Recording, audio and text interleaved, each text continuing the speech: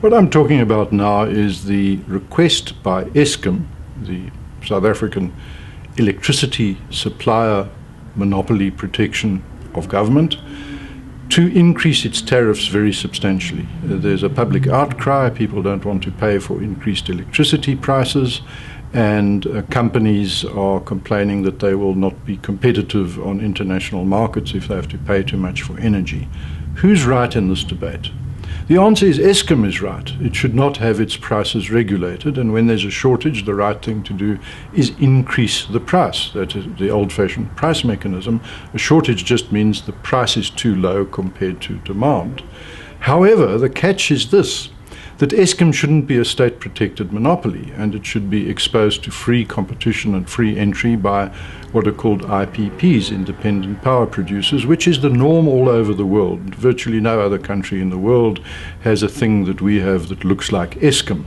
Elsewhere in the world, the energy generator, the grid, the distribution, the retailing, different types of energy, nuclear, coal, hydro, solar, wind, whatever it might be, are produced by different agencies. And this is not about whether Eskom should be privatized, which it should eventually, if not immediately.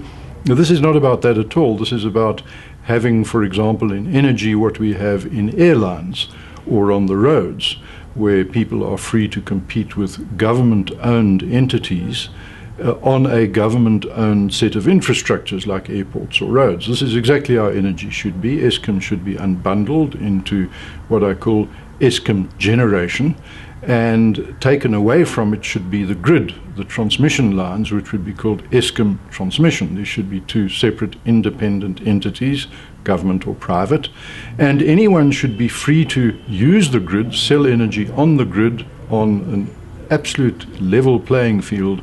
The way energy is sold by Eskom, it should be a competitive company, and the shareholder happens to be the state. That's not the issue.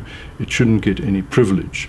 In other words, if we had competition in electricity, as we do, for example, in airlines between South African Airways and Comair and British Airways, there would be no objection to Eskom raising its tariffs as much as it likes, because if it raised its tariffs too much, it would lose market share and it would be uncompetitive. South African Airways is a bad example because it keeps being bailed out by the government every time it goes insolvent, which is roughly annually and perpetually.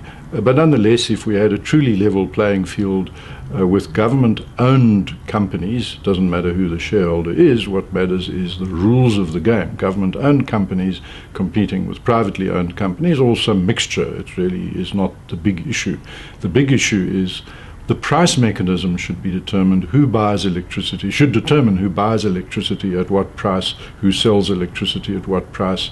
And what we have now is the worst of all worlds. We have Eskom spending billions and billions of rands to buy back electricity, which is a misnomer, and to save, which is actually not a saving but a loss. It loses energy, loses electricity through these policies that are called buyback and savings.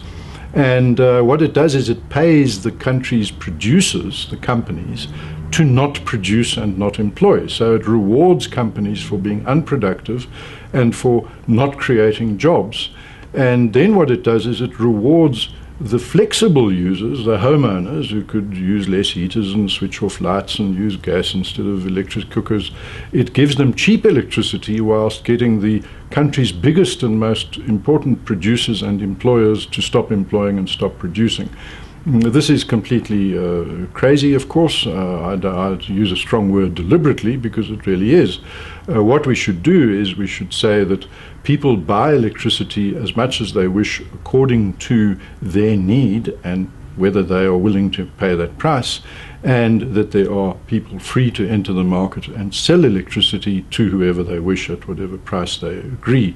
This would mean that there are no shortages, no blackouts, that there would be no need to have a national debate about what the energy or electricity tariff should be, because there wouldn't be such a thing. There would be many of them, just as we do not have a debate about the price of peanut butter or cereal or T-shirts or whatever, because there are many prices and many suppliers and many buyers, and the so-called market determines which T-shirt gets sold to whom at what price. So it should be with which unit of electricity gets sold.